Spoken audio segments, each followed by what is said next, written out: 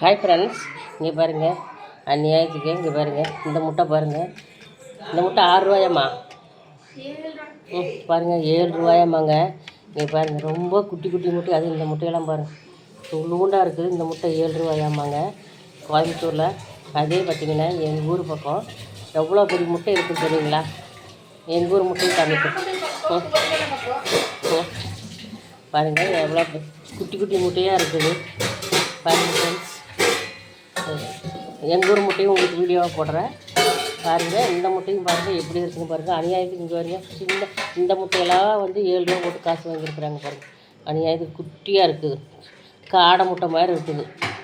Okay friends, இந்த கோயம்புத்தூரில் சின்ன முட்டை கூட 7 ரூபா தான். அதே முட்டையை நான் உங்களுக்கு வீடியோவாக காமிக்கிறேன் பாருங்கள். ஊரில் போயிட்டு எவ்வளோ பெரிய முட்டைன்னு. அது 2 கரை முட்டை 7000 தான்.